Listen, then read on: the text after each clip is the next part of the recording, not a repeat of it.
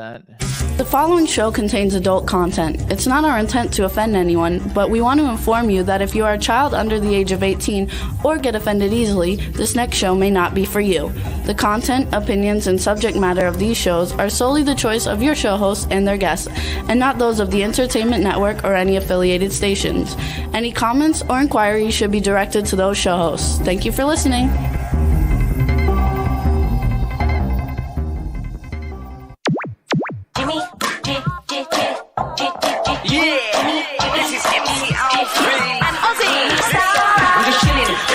Sitting down and designing, where every man in my thinking, what are we gonna be wearing? Yo, I'm a Liverpool MC, you can't test me. Big up the girls inside the party, let's get down to crazy Jimmy. Big up myself and known as Alfie, the one and only, the Turkish MC. Always love the clothes of Jimmy. British punk, yo, wanna be Jimmy Star, new celebrity. We'll take you out to Jimmy Stars. He'll trust you. Hello. What's up, everybody? Welcome to the Jimmy Star Show with Ron Russell, bringing you the good times in music, fashion, pop culture, and entertainment. We got an exciting show for everybody today. Before we get started, let me introduce my cool, outrageous man about town co-host, Mr. Ron Russell. How do you do? It's so nice to be here today. I came in from Russia. Yes. I flew in from Russia. Anyway, yeah, we're here. I'm mad at my little puppy dog. He made pee-pee on the floor. And I'm mad at him because he shouldn't do that. Why do these little dogs think they could pee on your floor? I mean, the big dogs don't. They go out, they do everything. And this little snot, I have him out 100 times a day. Is my mic on? Yeah. Oh, because I don't hear me. Okay. I don't know. I have to plug. I guess I'm going deaf. I'm going to have my ears blown for a change, something else. No, seriously, I'm having my ears blown to get the wax out. So that's what, Jeff, have your ears blown? Anybody out there in the chat room? Does it really improve your hearing? We're going to find out.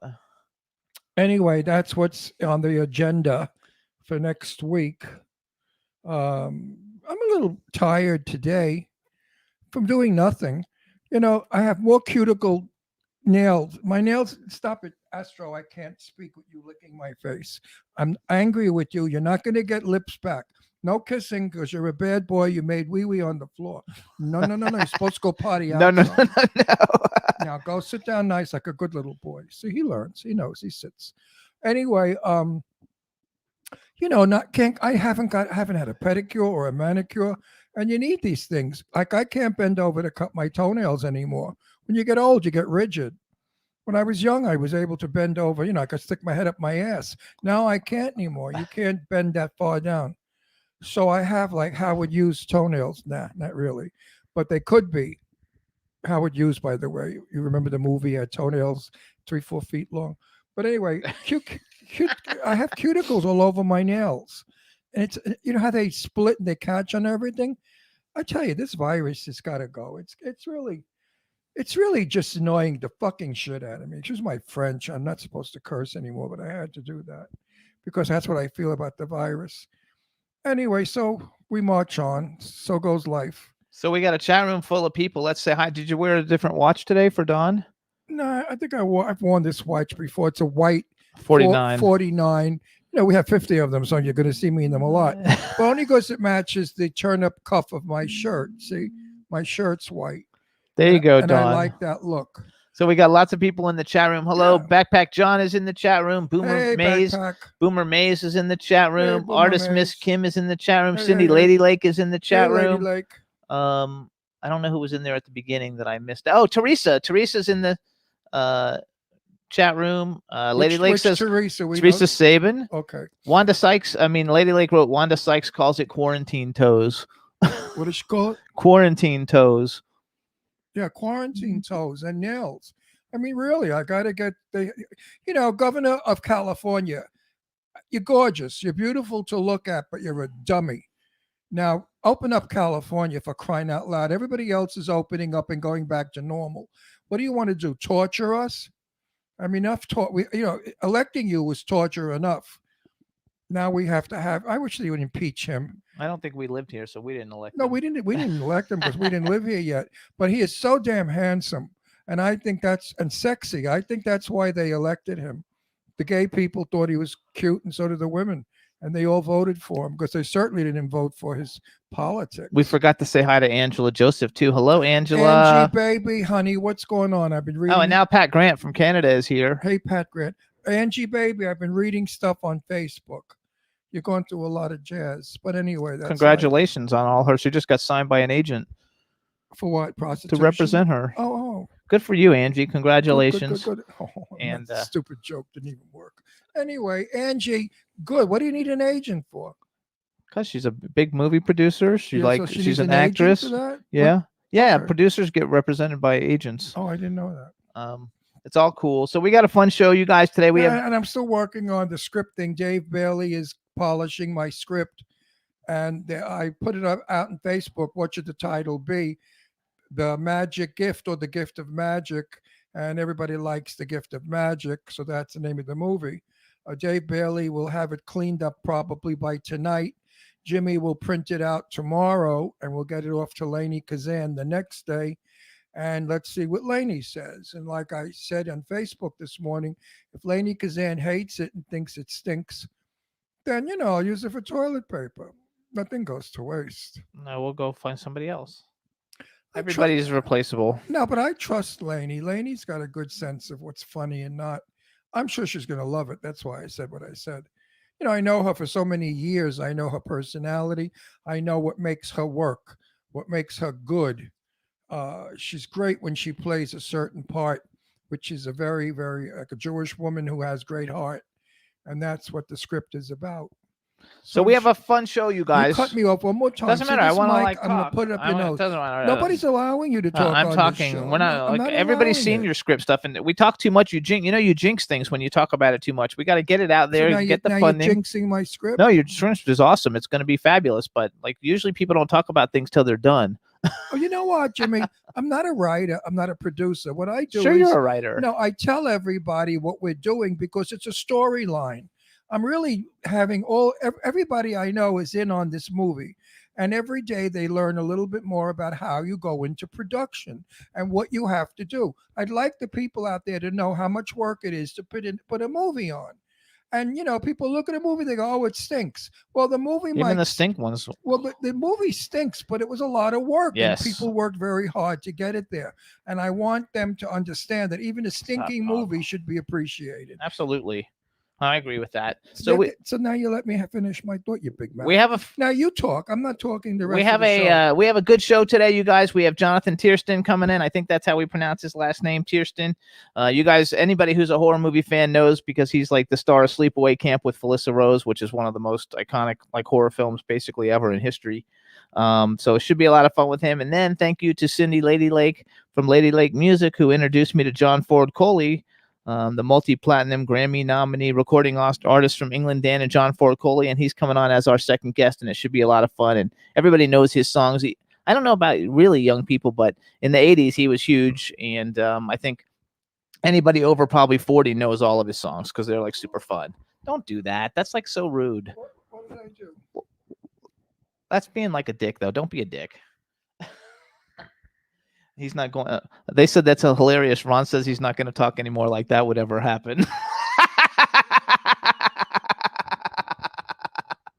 Nice face. Remember now, the audio people don't recognize face though. So I'm making faces, there evil faces that cast spells on people that say those things. Yeah, it's going to be fun though. It's going to be a fun show, you guys. We're going to have a good time with the whole thing. Ron and I worked in the backyard this weekend. We're laying down. I don't know, what do you call those, pavers, I guess? We're laying down pavers to make a walkway in the backyard to get to the side of the yard. And we're tired from that also. We've been watching a lot of TV. It's getting kind of old. So hopefully we're hoping things are going to be able to get us out of here soon. And it says Dave Hughes says good evening. He had his COVID jab today. I'm still mentally tough. There you go. He's still mentally tough. Wake up. Don't do that. Seriously, don't do that. That's not nice. I would never do that to you. That's not even funny. And mine is and Pat Grant says it's snowing like a mother in Canada. She's full of snow. That's pretty nice here in Palm Springs, you guys. Yesterday was 75. It's better to be full of snow in Canada than full of shit in Palm Springs. We're not full of shit. I'm not saying you. Did I say you? Did I give a name? Did I give a description? No, Did I but give what does that even mean? It means that there's so much bullshit in in Palm Springs. You know, the people here are not the nicest people. Trust me on that note. Oh, that's true. Well, what are you gonna do? And I couldn't care less because we have millions of friends, and I don't depend on the friends that I live near or used to socialize with, because you know you find out in time who's who. You meet people, you like them on face value, and then you find out what they're really all about, and you say vampires, as Sue Wong says, and goodbye, ciao, see you around, because I don't need anybody fucking with my brain. There you go. So B. Claudia just joined us from Germany. Hey, B, thank you for the wonderful write-up you did in my Facebook page saying those nice things about me. You're a good liar. We love you, B. You're fabulous. I do love you, B. We will meet one day when you come in from Germany. Absolutely. We're going to meet everybody. We've met Angela many, many times. We've met Don Hinton. We haven't met B yet, and we haven't met Pat Grant. And Dave Hughes will probably come one day. Like, he'll probably Dave Hughes come comes over to every see... time we have a sexy girl on the show. What are you talking about? Yeah, you're out of that today. This week, we don't have that for you, Dave, unfortunately. Or we'll talk about Sadie Katz. Yeah, there you go. We'll talk about Sadie Katz. My... Did I say hi to Backpack John, too, or no? I'm not sure. But anyway. You're so stupid. What do you know? Anyway, not really. I see how insulted he gets. Look how insulted. You know, folks, we do this deliberately because so many people say, we love when you and Jimmy fight. We love when you say things bad to Jimmy. You're all sick in the head. But anyway, I love Jimmy Star more than anybody in the world, except my kids and maybe my dog. But no, really, I have no desire to be anything but wonderful to Jimmy. But for the show, we do play around, and I make all his faces and stuff. Pat Grant says she would love to meet us, though. Oh, Pat Grant would like to meet us? Artist Miss Sketch, she just worked on the same movie but never met, but I don't know who she's talking about. Yeah, but I'm not going to Canada, so screw you. No, she'll come here. Yeah, I'm in Canada. Even in the summer, it's cold. I love Canada. Don't get me wrong. It's a beautiful country. I used to go to Toronto, like I said, to all the gay bars, and they had the most handsome young men. I was young. I was like 19 years old. And we all get in the car and we drive up to Toronto just for the night. And we go to all the bars. And then the next day, 5 o'clock in the morning, we get back in the car and drive back to New York City. I think it's like 8 hours to Toronto or something. I don't actually know. Yeah, but the men up there were gorgeous. All like, they look like loggers. We have a lot of friends, though, in Toronto. A lot of friends. Oh, I don't know about Toronto, but in Canada. I don't know where they live, but Sherry Nelson lives in Canada, and Twism White Piece lives in Canada, and Pat Grant lives in Canada. I didn't know Twazeel lives in Canada. And I have... Twazeel lived here. No, we have a bunch of clients from World Star PR that live in Canada, a bunch of rock bands and stuff. Alan Frew from Glass Tiger, he's from Canada. So it's been a lot of fun. Oh, and Nick is next door. He waved. Oh, tell Nick we said hello, B. Who's Nick? Nick is B's son, who's like a genius and fabulous. And I want to meet you all too. Oh, B wants to meet us all too. The chat room's going fast, you guys, and I don't have my glasses on, so I got to put them on so I can see. We all know. I believe in destiny, and we all know each other for a reason. Oh, absolutely. And without that reason, there would be very little that we get accomplished in life. Like knowing Dave Hughes, not Dave Hughes, that pig. Sorry, Dave, I didn't mean to call you a pig. But Sadie Katz thinks you are. No, Sadie doesn't say. You don't even know that. Hey, Ryan Coleman just joined us too. What's up, Ryan? Sadie Katz. Everybody loves Sadie Katz because she has little boobies and a beautiful body. Those chicks with the big gobble, the watermelons, they don't get as much review. I think men really prefer, like they say, more than a mouth is a waste, and more than a handful is a waste, or whatever. And Sadie's got perky, beautiful little breasts. I've seen them. They fell out of a blouse every now and then when we're socializing.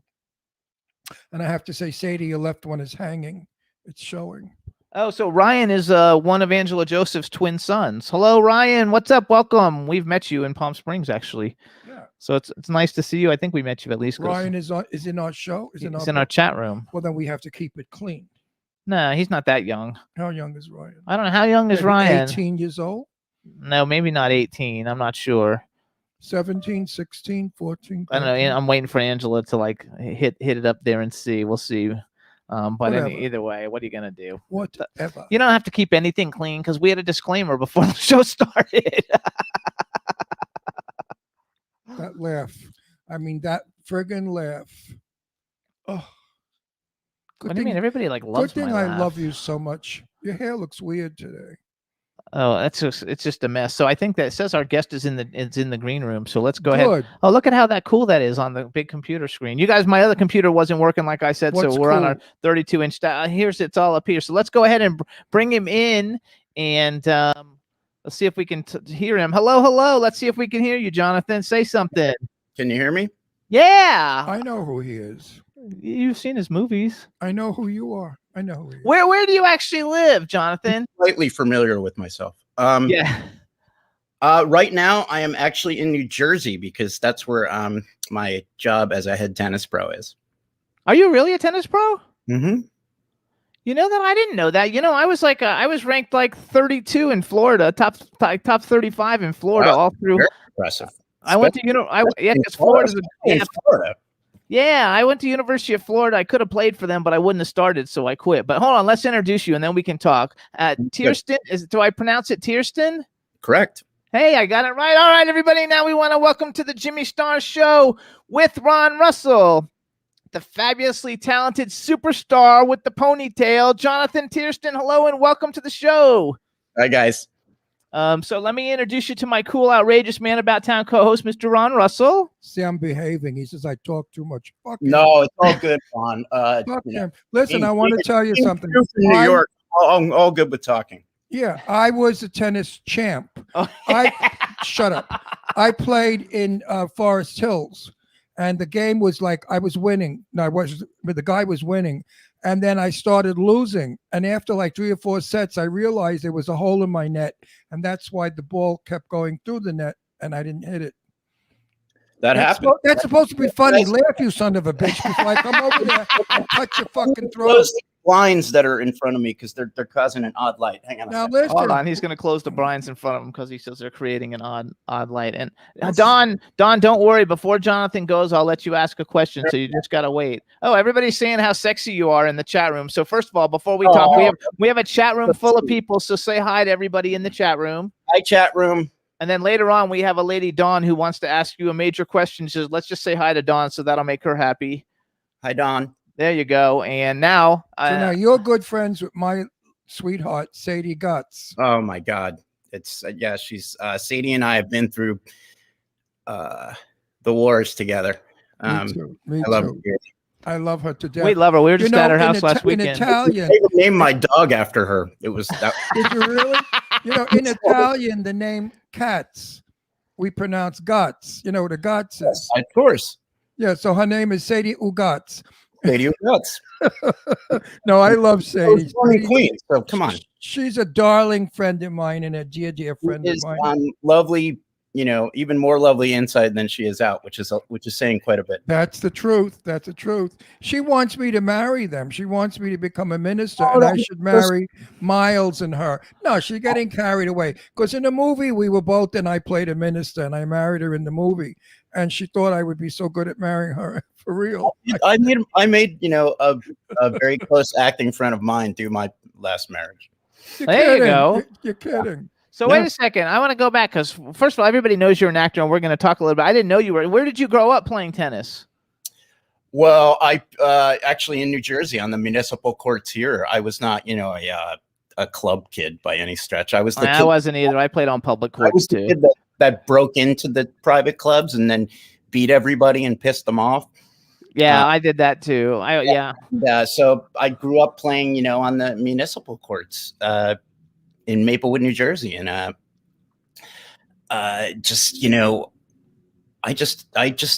really enjoyed the sport. I enjoyed all sports. I was pretty jockey. And I wasn't. I was only tennis or anything with a racket I could do, but otherwise everything. And wrestling was my number one sport. Oh, was it really? Yeah. And tennis, I became a pro. Without saying tail hold, but at a very advanced stage. There you go. That's cool as shit. I love that. A wrestler. Thank you. What do you got to do during COVID? I do like between 300 and 600 push-ups a day. I'm so bored. I can't do 5. I don't do push-ups. I diet. I'm gonna have to get a man's beer at this point. Or is it a bro? I don't know. One of the two. They say that you look great though in the chat room, and that your voice sounds New the Jersey's same. open. Is New Jersey open? Yeah. No, it's not all open. No. I heard New York is open completely. No, not entirely. Yeah, I get fed bullshit by my friends. They all lie to me. Ever for news. That's my advice to everybody. But we ran our tennis program last year, and we sort of set the precedent for COVID protocols because none of the kids got sick, and all that stuff. And we were pretty proud of that. And so we're being really extra careful still. I love it. That's cool. So a lot of people don't know. So first of all, you're because I was like looking on IMDb at all the stuff that you do, and I see I know, but I see music and composer, like musician and composer, like, and you look like you could be a rock star. Like, could you have like a band? Well, that's so funny that you asked that because I met John Coley about 10 years ago. Oh, he's our next guest. How cool is that? I've been playing. I've been a professional musician for 30 something years. You don't even look old enough to be How a old are you? musician. You look 30. you look. You probably Actually, though, his hit movie. I'm perfectly okay with saying how old I am because you're probably an old fuck. I'll preface this with a story of when I was filming my last film, and I got ID'd for buying a 6-pack for one of the cast members. And I thought that was funny, except when I showed her my ID, she goes, "No, that is too drastic. There's no way." Put the beer back. And I went, "Are you serious?" I can tell you the entire 1986 Mets starting lineup and where I watched the game, in my dorm room. And she would not give me the beer. I am 55.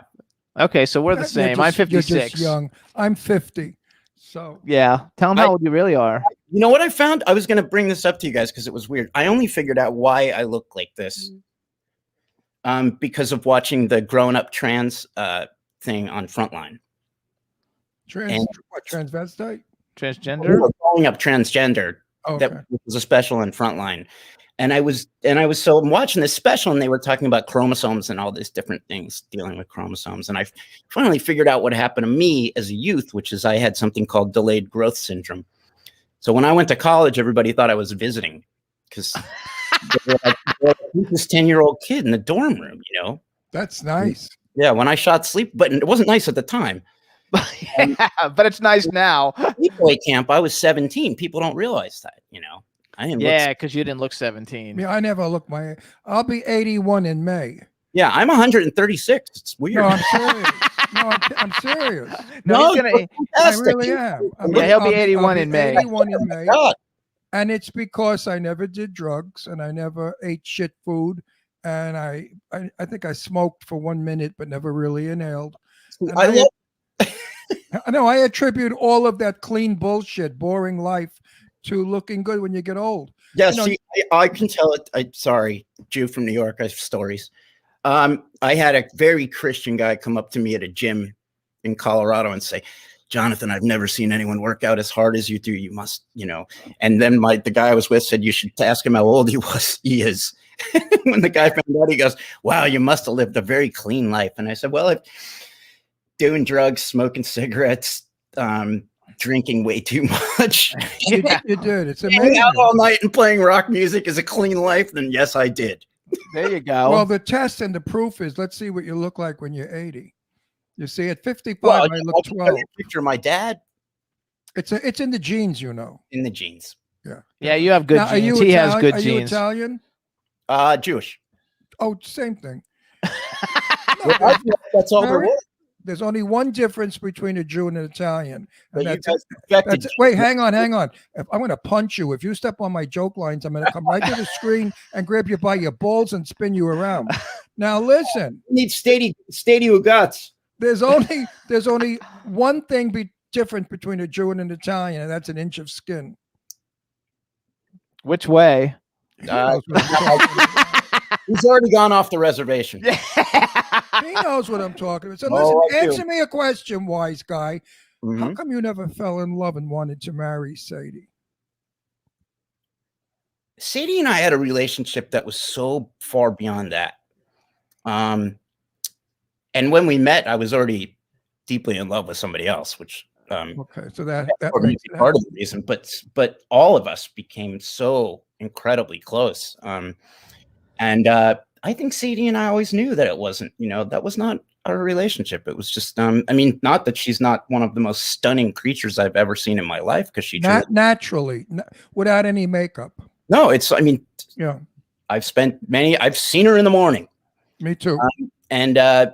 No, I adore Sadie, and I think she is one of the most beautiful people, like I said, both inside and out. But absolutely.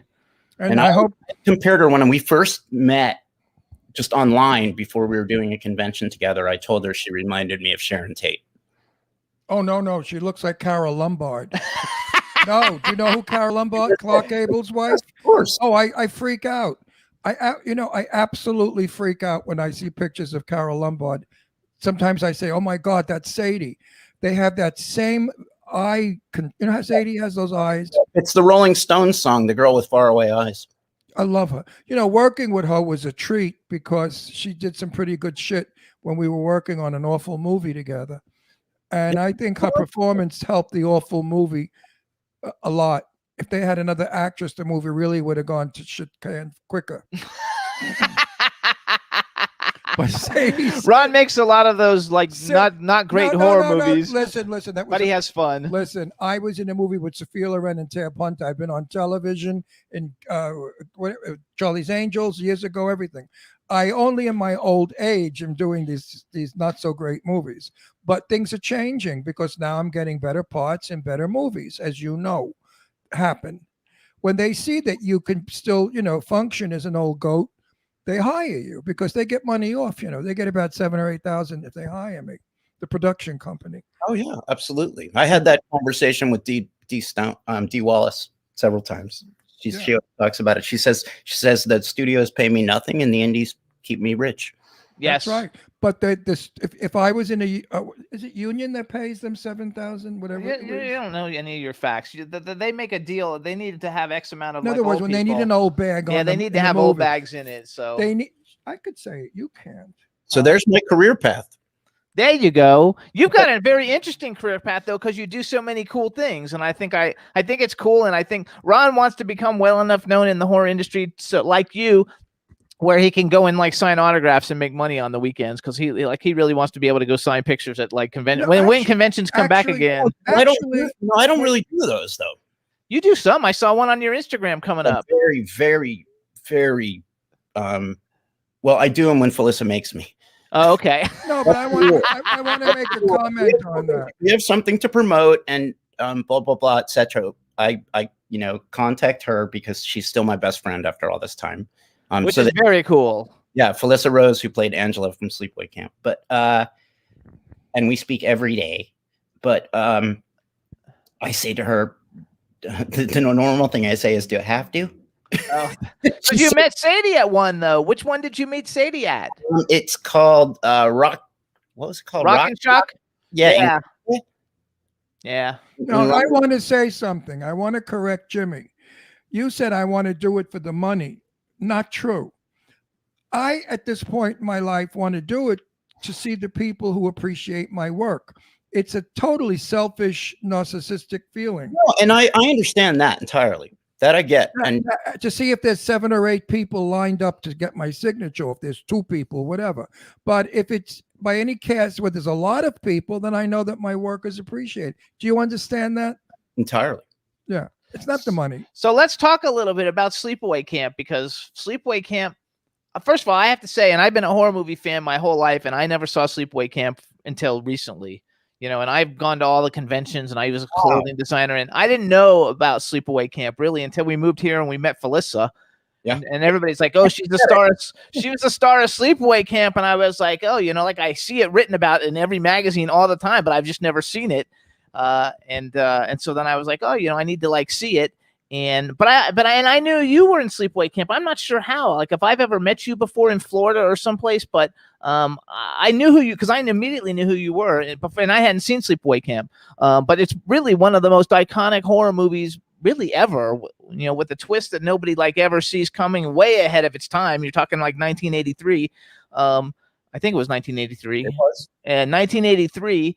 And what a great, like, if you're going to be associated with a film that's got sequels that you're in several of, I think that it's got to be one of the greatest ones to be like actually associated with.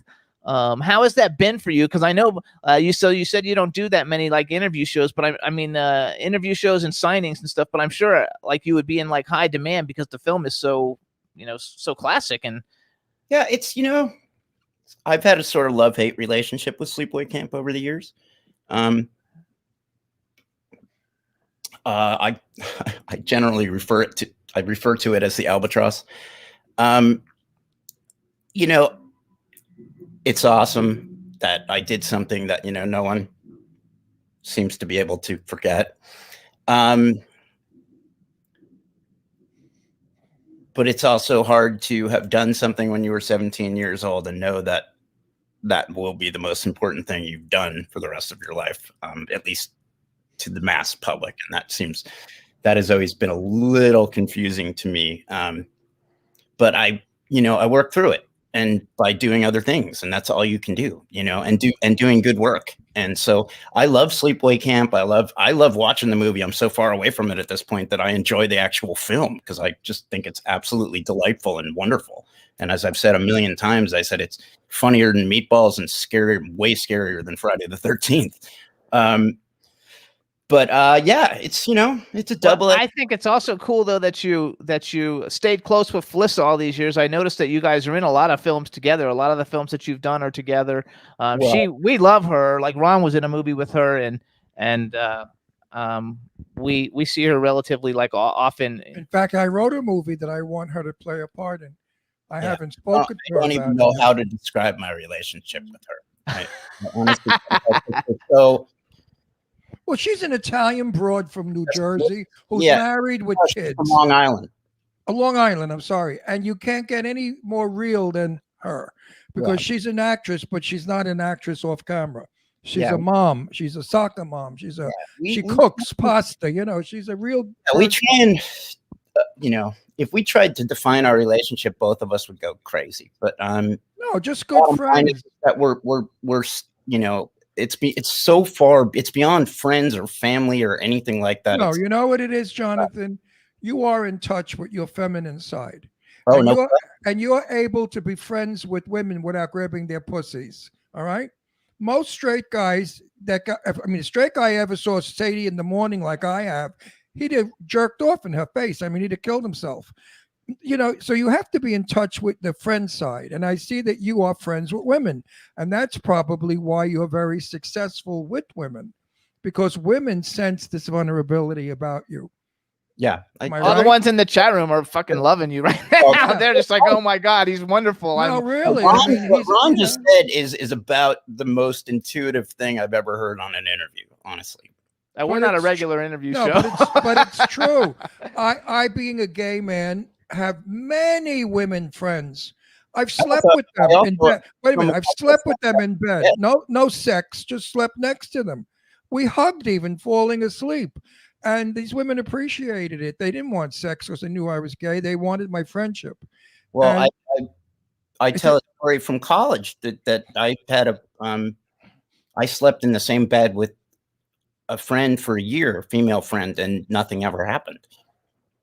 Well, I got one better than anybody, and this is an exclusive. Jane Russell, you know who she is. The movie star, was my best friend. We hung out together. She was my sister.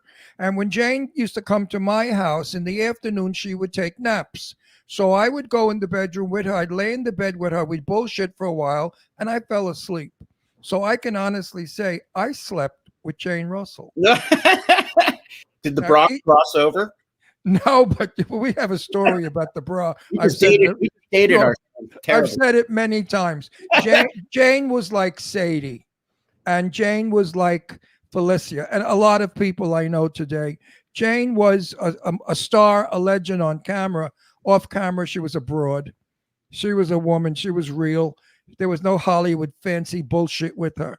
Yeah, and if you were that way, she didn't like you. And I see you're that way too. I find the people in the business who become Hollywood very unattractive to me to know. In fact, I could vomit from them. No, seriously. We don't usually get them on our show. Every once in a while we get somebody who surprises us. No, I know when I go to red carpets and suddenly across the street I hear screaming, "Run!" And some broad runs across with her tits falling out because they're bouncing out of her low-cut dress. She screams. Everybody turns around and looks at her. She jumps in my arms and hugs me. And I say to myself, well, who the fuck is this? She makes believe she knows me just to make that grand entrance. That's happened to you a million times. Tell me. Come on, tell me. That hasn't happened? They pulled that scream bullshit. Oh, my God, Jonathan. Oh, I'm so excited to see you. Yeah, anybody who knows me knows that won't end well. Oh, yeah, because funny. it's such bullshit. I mean, then you say to yourself, who the fuck is this broad? If hopefully Felicia's somewhere close, and then I just give her the sideways look. I give her my Bangles impersonation, and I just say, and I'm like, that means please rescue me. Just get me out of this situation. No, you know, it pisses me off when they hug me and their lipstick goes on the shoulder of my jacket. That's what, their fucking makeup. Yeah, he hates that. They have 2 pounds of makeup on and they rub their faces on my shoulder and I've got lipstick and makeup on my shoulder. And now I've got to go a whole evening looking like a drag queen.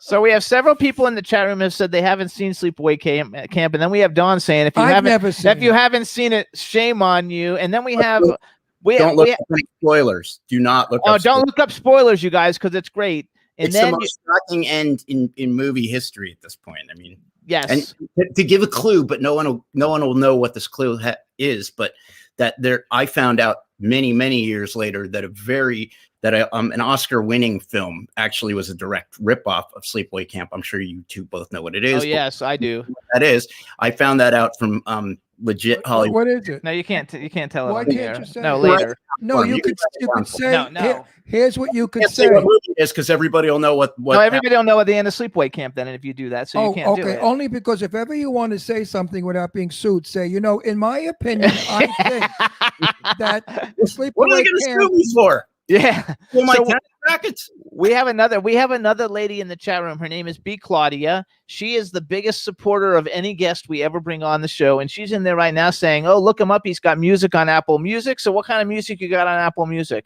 Oh, I got music everywhere. There's a lot of reviews out there. More often, I guess I get compared to David Bowie than anybody else. Oh, that's a good comparison. I'm a singer-songwriter, but I've done a lot of engineering as well, soundtrack work. I also see you're worked on 2 Slayer videos. You must be friends with Slayer too. Well, it's funny. I met those guys through Felissa. She was producing those videos, and I do have one fantastic Slayer story though. I didn't know these guys from Adam, and I know music well, but I mean, I knew of them, but that's not my style of music. And we were working at a ski resort in California, and I have to go pick up the band, and I got the walkie-talkie on. It's snowing and freezing, and these guys are just out of their element entirely.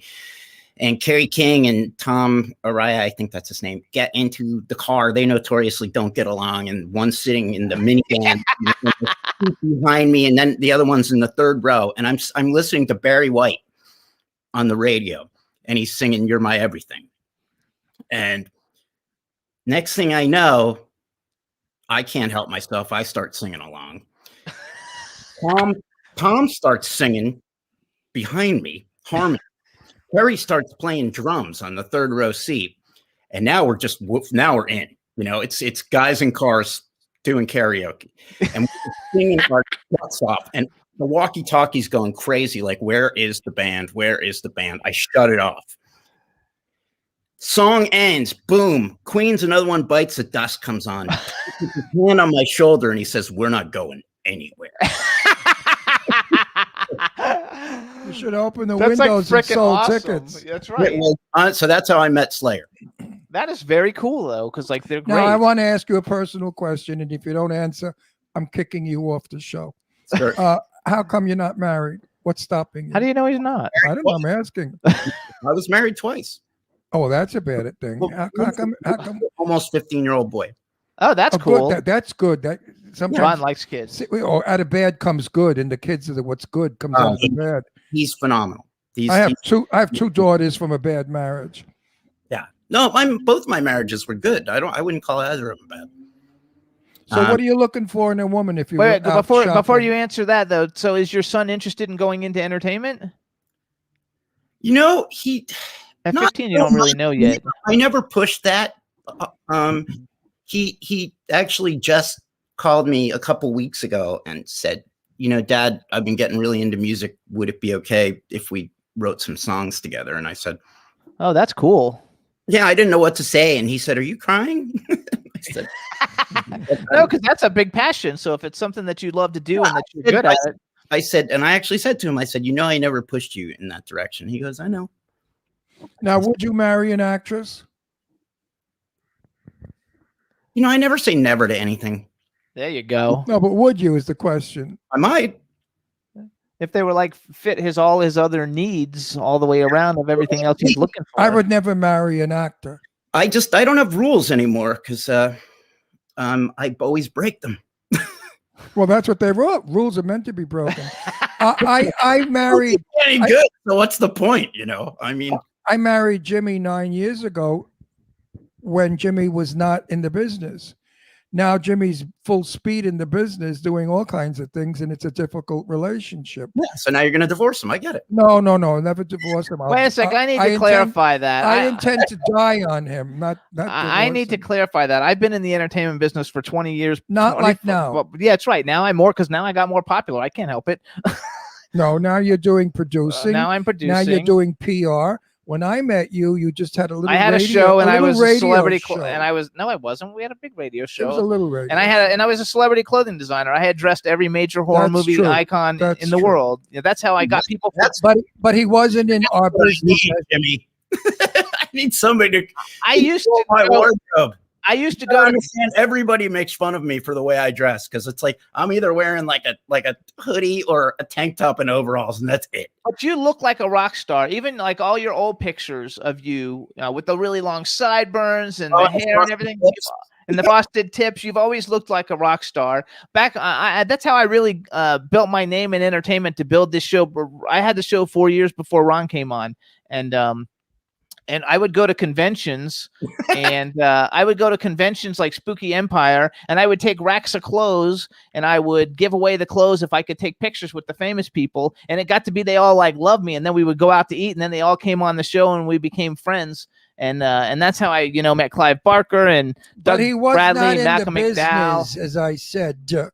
He was a designer of clothing. That has nothing to do with being a producer that he is today. Yeah, now I'm a producer. Now he's an outstanding producer because he does films in the many millions of dollars. He doesn't do the $15 movies. He's not a $15 movie producer. I have been. I just don't anymore. I'm in those $15 movies. But now because of him, I'm going to be in multi-million-dollar movies because I sleep with the producer. Actually, he's a phenomenal actor. Like you, he's a phenomenal actor. So he just needs a little. Everybody needs like a little break to get into someplace. It's always been about, I teach acting. It's always been about the craft for me. When are you coming to California? Well, I lived there for the last 5 years before I got this gig, and so I'm always, when COVID calms down, I'm always back and forth. I can't afford to fly you in, but I have a part for you that I think you'd be very good for. Well, I would like you to play the Brooklyn mob boss in my movie. Oh, I have one. That's one. But you got to get rid of the Jersey accent. You got to do Brooklyn. Oh, I know how to do Brooklyn. Let me hear Brooklyn because I hate when it's not done well. Hey, bada bing, bada boop, not for nothing. I'll tell you something. What are you going to tell me? You got a problem with everybody. No, you got to. Now you would be fine. I have a real Brooklyn accent because that's where I'm from. So when I play Brooklyn, I play the My real whole accent. family's from Brooklyn. Good. So you understand what we're saying. You got to do it now, or you don't do it at all. Do it. You know what I'm saying, Charlie? Charlie, they took my. Seriously, if you were in, we'll put a budget. We'll put it in the I budget. can't afford to fly him in, Yes, Jimmy. you can. It's not that much. Don't worry about it. Right now, it's pretty cheap. Yeah, I know, but we're not going into. We're going to go in pre-production. So Vaccinated on March. I'm eligible March 15th, which is cool because I teach kids. no, but you would be that's very good. good. And this is a lot of dialogue. Because when I write movies, I don't write junk. I write stories where characters have depth, and you know the character. And you playing the mob boss is a very difficult part because your speeches and your the way you behave is the real mafia, Brooklyn style. He would look like it though. Because I know I live with them, you know what I mean? So I know what they're really like. And I wrote reality. It's not a cartoon mafia guy. It's the truth. And it's difficult. But I think you could pull it off because you sure look like it and you're the right age. It's funny. It's going to be union, I think. Are we going to be union? Yeah, No, we're going to be. Are you Let him union? finish. Let him finish. I'm hooked. I'm hiring him. Negotiation on camera. We'll talk after the show. No, but wait. Are you a SAG? I'm SAG eligible, quote unquote. Okay, Yeah, good. that'll That's work. good enough. Good enough.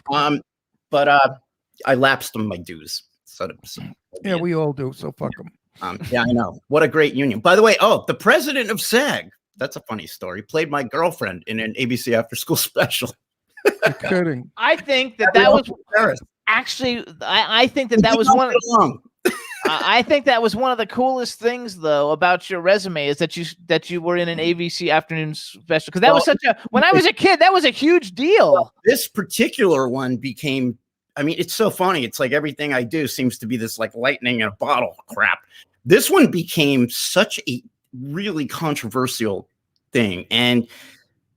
But for me, the amazing part of it was I got to work with Uta Hagen. Uta, right. Uta was one of my absolute heroes. And she actually don't know who that is, Uta Hagen. I don't know who that is. Oh, I know who Uta famous Hagen acting teachers in history. Okay. Was she young or old when you were with her? She was old. Oh yeah, Uta Hagen was wonderful. And Melba Moore was in it. Melba's good also. Megan Follows, who played Anne of Green Gables in the original. Who else was in it? Oh, Frank Whaley, who has become a huge director and actor in Hollywood. So it was an unbelievable piece, but it was about a nativity scene on high school grounds, and I was the Jewish kid protesting it. That's good. Well, my movie. This like in the 80s, though, right? My movie is about a Jewish woman married to an Italian mobster, and the woman is a bookie. That's why Lainey Kazan has to be the star of my movie. She's a good friend of mine for years, and the script is going out to her this week. Sadie's in my movie. She plays Sylvia. Sadie and I never work together. That would be a dream. No, you won't be in her scene. She plays the guyish girl from Connecticut who's married. But you'll see her. You'll be on set together. Certainly the guyish. Well, yeah, I'm half Jewish. I'm allowed.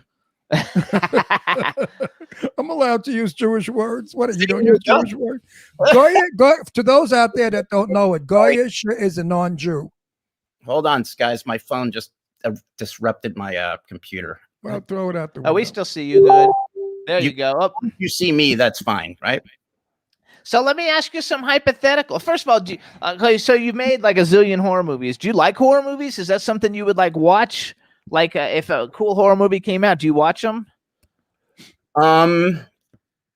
Is that my preferred? It doesn't have to be your preferred, but do you like we've had people come on who don't like No, I love horror movies. I don't like them. I'm in them, but I don't like them. It's not my, it's like I don't watch movies specifically because they're horror. Okay. But I love I love horror movies. My God, yeah. So here's your hypothetical question. And it's a two-part question. I like to ask this to everybody. Number one, bucket list, like who's a male and female actor that you would like to be in a movie with? And it doesn't have to be a horror actor. It's just a general question. And then the second part of the question is if you could have ever been in any movie that's ever been made in the history of movies, what movie would you have liked to been in? Not easy. No, it's not. Gosh. Who would I like to work with? Say Ron Russell, you get off the hook. That's only a male. He still needs a female. That's hilarious. I've always, Bill Forsyth's a friend. I've always wanted to work with him. Okay. So I'd say that as the male. As a female actress, I know that it's off the top. Who is it? Because I know that there's one I got here. Ellen Burstyn. Oh, that's a good one. Interesting. She's a good actress. Yeah. Ellen Burstyn is good. I Yeah, like. reminds me of my mom. Oh, that's cool. Okay, and what movie would you have liked to been in? Oh, that one's easy. Oh yeah. Okay, easy. Let's see. Yeah, the Godfather. Oh, there you go. So there's your mob shit going on right there. No, no question. It's That's if I funny. had one movie to watch on a desert island, that's the one.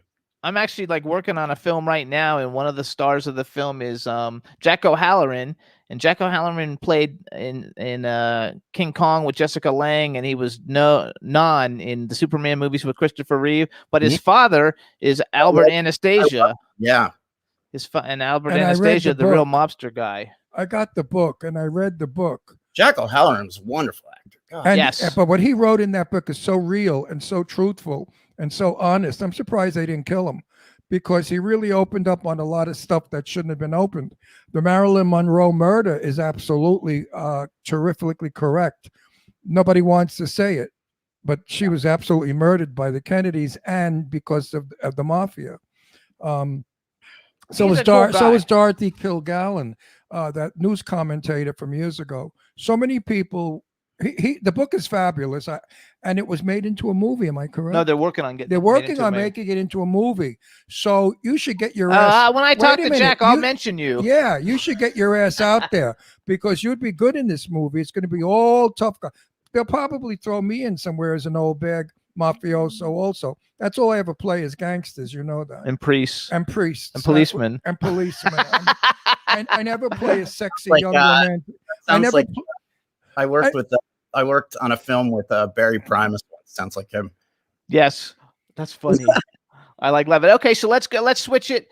Let's switch it to music a little bit, and so let's do the same hypothetical question. Since you're like a musician, like if you were going to go on tour and you were going to like be able to like play with somebody, what band would you'd be like, oh my gosh, I'd love to. Dead.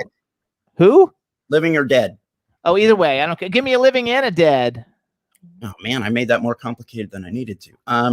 So you keep your mouth shut, as they say. Yeah, right. If I had to go on, I would like to go on tour with. I once met Johnny Barbato from Crosby, Stills, Nash and Young. I'd like to go on tour with Crosby, Stills and Nash, even though they hate each other again. But Okay. I'd love to go on tour with those guys. So they're both living and dead. So good. There you go. So say David Crosby is only mostly dead, which we all know is different from all dead. And if you have a nice mutton, lettuce, and tomato sandwich, where the mutton is lean and the tomato is fresh. But what was the other question?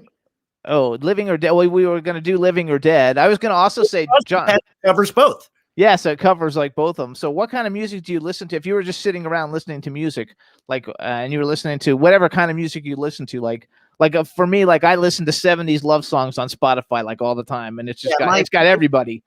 Yeah. Well, I mean, I can give you, for instance, even though I'm a big sports fan, I never watched the Super Bowl because I think it's the perfect example of why every other country hates America. Yeah, I agree. So I always watch a rock What concert. does that mean? Hang on. You always watch rock concerts. Yeah, and this year I watched from 2016 Santana's original members reunion. Oh, And there you go. Unbelievable. Even the guy that Carlos rescued from homelessness was playing congas, and so it was that was amazing. That's funny. Why is it I that listen to a lot of hang on. Why is it they hate us because of the Super Bowl? I didn't get that. big example of American consumption. Of what? Consumption. It's just people out there enjoying No, the it's like you football have the game. biggest stars on the thing, and it's Oh, $80 million to do a commercial, and This thing is just insane. It's Oh. just so gross. And then the fake audiences for the performers. What is that? I don't like the fake audiences for anything. Oh, you mean the cardboard people. Just disgusting. You know, To the last Super Bowl halftime show I liked was when The Who played. Oh, fuck. How long ago was that? 10 years at least. 15. Yeah, that's like a long time ago. Would you believe I've never seen a Super Bowl game in my life? I couldn't care less. I did when I was a kid when the Dolphins No, were I in the don't Super like Bowl. sports. I hate sports. I'm gay. Gay people don't like sports. I like tennis. That's it. Well, most gay people, not you guys. That's not general. Gay people don't like sports. No, it's true. Most I look all the sisters all my friends, they don't want to break a nail. They don't want to break a nail. But no, seriously. My friends are all the guys I know are not sport guys. Some are. Some of the Brooklyn guys. There's a lot of professional athletes who are gay. They just yes. But Actually, but there are more ballerinas that are gay. I'm not sure what his name is, but I'm a publicist. That's how I support myself. When I'm not making movies as a publicist, and my partner Eileen Shapiro lives in New York. She's like a best-selling author, and she interviews everybody. He doesn't know her? And he doesn't know her. Oh, you and, have to meet everybody. I told Jimmy I'm the worst self-promoter in the history of this business. That's good. He wrote me on this thing. I don't really do a whole lot of interviees. Maybe but if you met come on. Eileen, you might marry her. She's Jewish. But she's getting ready to interview, and I don't know his name, but he's like he doesn't play anymore, but he's like I guess he was one of the first out football players. Oh, I know exactly who you're talking about. Yeah, he was the best college player in the nation. I forget. Yeah, I forgot his name, but that's him. Yeah. She's doing an interview with him. And he, really broke ground. Unfortunately, he wasn't, either. I mean, he may not have been good enough to make it in the NFL. Probably was, but there was so much pressure on him that it was just too overwhelming. He tried, but that taboo's about to go down. That's funny. B. Claudia says she loves your music. She's on your Apple Music page.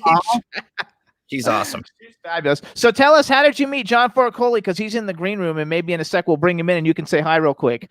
Yeah. Well, I'm not going to be able to see him because I can't figure out how to do that on my computer. No, you won't have to. Like, they're going to add it in automatically in a second. They're going to add him in a second. How did you meet him? We met at this thing called Rock Con that Charles Rosenet did in Jersey, and the only reason I was included on it was because I am also a musician. It wasn't for actors. So it had just all these iconic musicians, including late, great Mary Wilson, who I became very, very close with. We love her. We had her on the show. I've been mourning. She was wonderful. I still have the greatest moment, I think, of my convention life was when, and I don't think John was there for this, but when Mary in a crowded bar in New Jersey called me a diva. But Mary was there. I forget, one of the Beach Boys. John was there. Who else? Johnny Barbadas. I spoke of Little Anthony from Little Anthony and the Imperials. There were just all these iconic rock. Little Anthony has to be 1,000 years old. One of my best friends named Erie Vaughn from the band's Danzig Misfits. Yeah, I've met Erie Vaughn before. Yeah, I dragged Erie there, and he's like, hey, jackass, we gonna make any money? Matter of fact, I think Erie Vaughn was on our show like back when we were just doing radio, like many years ago. He's always grumpy. Yeah, I'm pretty sure we had him on. Mary Wells was on our show, but he's always grumpy. And he's probably going to hear this and then tear me a new one. But that's okay. So let's bring. Rebel, is John there? Let's bring him in. Hey, John, how you doing? Good, man. How you guys doing? Good. Good. We left our first guest on. We're going to let him go in a second, but he said he met you at a convention and he knows you. So I'm letting you guys say hello to each other, and then we'll excuse him. And well, I just want to find out. You're not the guy that borrowed $20 from me, are you? No. It was 40. Right. And I ended up getting pickpocketed by Randy Jones when he sat on my lap. So hey, man, what do you do?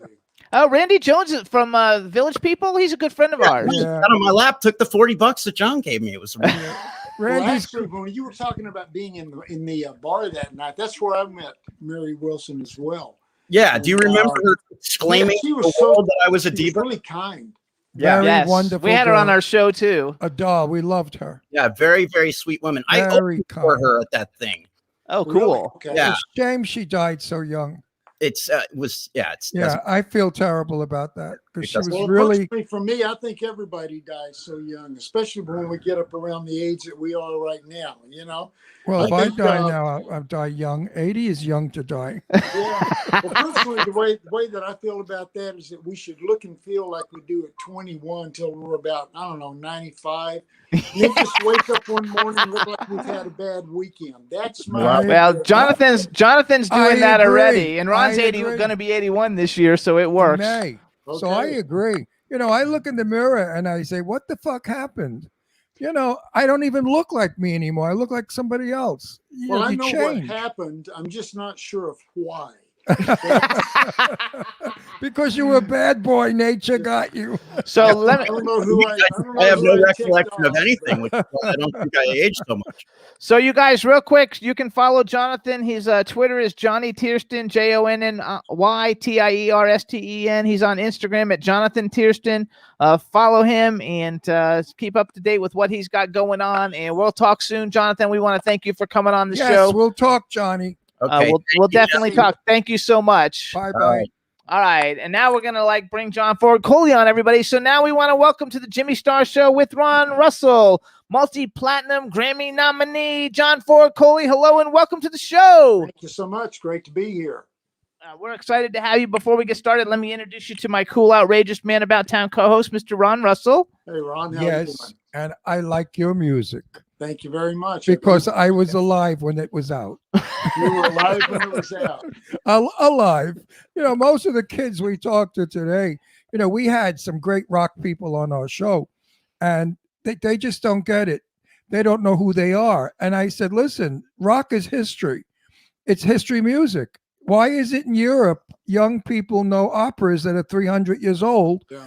And in America, they don't know who Johnny Mathis is, or you, or Led Zeppelin, or Chicago. I mean, these are groups that we've had on, and they're wonderful. I think it's great because you've had a lot of resurgence from YouTube and things like that. Yes. Kids are hearing the music again. They're going back there because of the melodies. They can actually sing along with them instead of just listening to somebody do vocal acrobatics. Yes. Oh, I agree with you. He hates the vocal acrobatics. I agree with you. Years ago, there was a lyric to a song, and we knew the lyric. And if you were walking in the park with your girlfriend, you could sing that lyric. Today, you can't sing, bitch, I'm going to cut you if you don't ball me. That kind of lyric you can't do.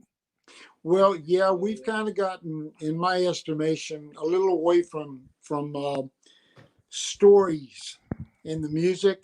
And Yeah, a little. See who can outclass one another. I mean, So it's like the other day there was somebody that put something up, and I mean it was a rap song, some artist, and they said this is being put on the radio, but yet they're taking Dr. Seuss off. And oh yeah, you know what it is?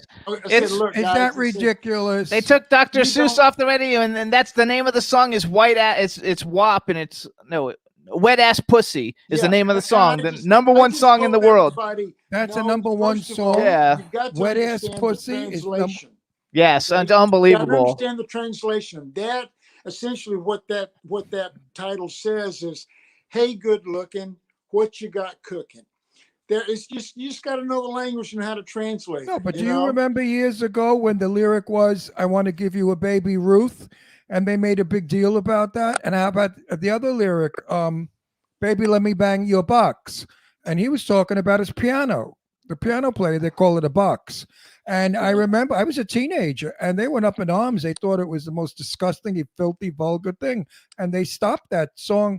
And also, remember Baby Ruth, the song, I want to give you, I love you, I want to give you a No, I baby? don't remember that. He meant the Baby Ruth candy bar, not a baby. Right. Yeah. So You're younger than I. I'm 81 in May. Okay. So I'm around longer than you. Yeah. so hold on real quick because we have a chat But wait a room. minute, I want to say one thing, but then Johnny Mathis came to the rescue with, stand there just a moment, darling. Let me catch my breath. I've never seen a picture quite so lovely. Now, didn't women feel good when they heard a man sing that to them? Yeah, I would think so. It was a beautiful lyric, and Johnny sings it so well. I love Johnny Mathis. I know him. Cardi And I B, that's love- who it is. I asked. Have you the ever met Johnny Mantis? I have not. I'd love to. I love his. Oh, music. he's a sweetie pie. And I want everybody out there to send prayers because I understand Johnny's not feeling too well lately. So let's send prayers that he feels better. So it was Cardi B who has that song "Wet Ass Pussy," and I can't even believe that was the #1 song. It's disgusting. And they got rid of Dr. Seuss. What a wonderful point you made. So real quick though, we have a chat room full of people. So #1, I need you to just say hi to a couple people because we have a very good friend of Ron and I. Her name is Tina Davidson, and she actually took off work today. She's a nurse and she teaches classes and stuff, and she canceled her classes or whatever today just so she could come and hear this. To be with you. So please say hi to Tina Davidson. Hey Tina, how are you doing? There you go. And Thanks for coming in today. That's great. And she is a young, beautiful Asian woman. Vietnamese woman. Okay. And she's a dear friend of ours, and she's stunningly beautiful and is intelligent and sweet as any woman could be. So you got spend a lot of time in Asia, and the women over there are absolutely gorgeous. No, but I was going to finish with you got some compliment for a woman of her quality to take time out to be with you is a great. She was like, "Oh my gosh, I'm so excited!" Yeah, I mean, that's a biggie for you. She's and then really something. And then she's no dizzy groupie. Yeah, she's not a dizzy groupie. No. And then we have Cindy Lady Lake, who actually introduced you to me to have you come on the show, and she's in the chat room. So give a shout out to Cindy. Hey, Cindy, how you doing? There we'll you talk go. Later on the yes. And then B Claudia is our biggest friend / fan from Germany who supports everybody we come on, and she's a big music aficionado, and she's in Germany. So say hi to B, and that way we're in pretty good shape. Well, let's see. Claudia, guten Abend. Yeah. Oh, there you go. And I'm really happy that I like your music because I don't like to lie. And sometimes we have people on that I don't comment because I let Jimmy do it because I don't like rap. I'm not a rap fan at all by any means. I think it's stupid. I like Frank Sinatra, Johnny Mathis, Bing Crosby, you know, the crooners, the people that sang, Doris Day, can really sing, Peggy Lee, people that knew how to hold the notes and breathe when they sang. And I like your music. And I can't think of the title of my favorite song of yours, but Jimmy told me. Which one is it that I love? You like all of them. No, there's one. I really love to see you tonight, probably. That's the one. Anyway, so let's tell people who you are real quick. So we have a lot of people in the chat room. One thing is our audience, our core audience is about 35 to like 70. So most of those people know who you are, but we do have some younger people who tune in. Let me just kind of like tell everybody a little bit about who you are. So you guys, this is John Ford Coley. He's the second half of England Dan and John Ford Coley. They were like huge in the 80s. Still in my heart.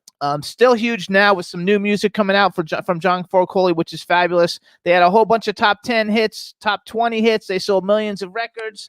Some of the songs you would know would be I'd Really Love to See You Tonight, Nights Are Forever Without You, We'll Never Have to Say Goodbye Again, Love Is the Answer, It's Sad to Belong.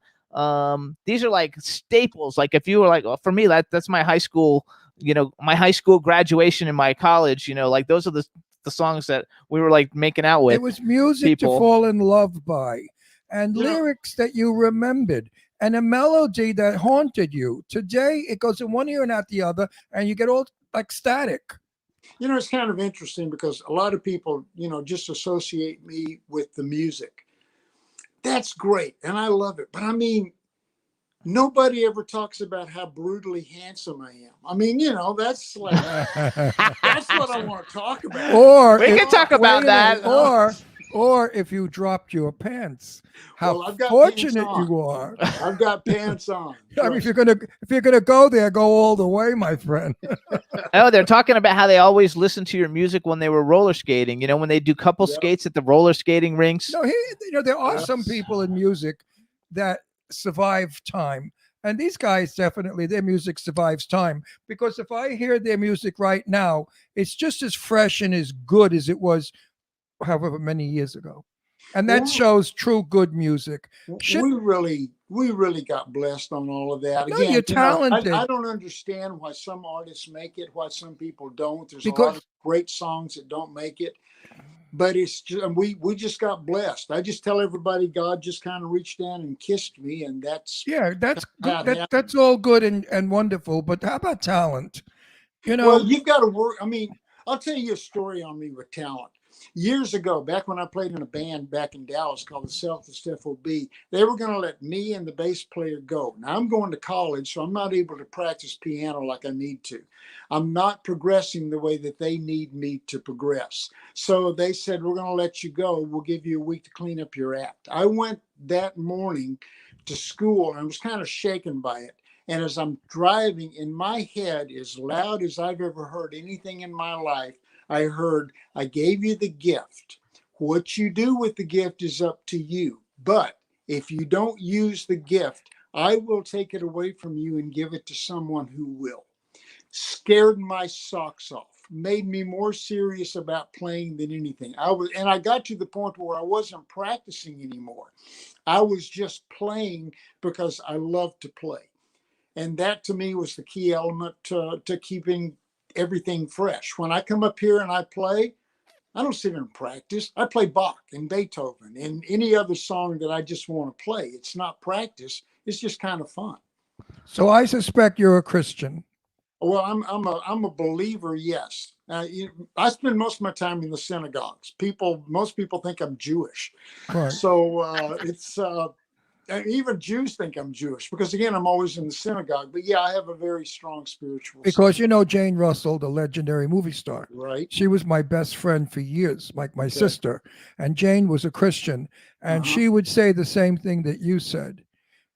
She said the Lord's mistake was making her a star. But she had to do it because he said to her, if you don't do it, I will give it to someone else. The same thing you said. And Exactly. that reminded me of Jane. It's a good philosophy, good thinking, because you certainly did do it in my book and in the millions of people. And I see what's behind you on the wall.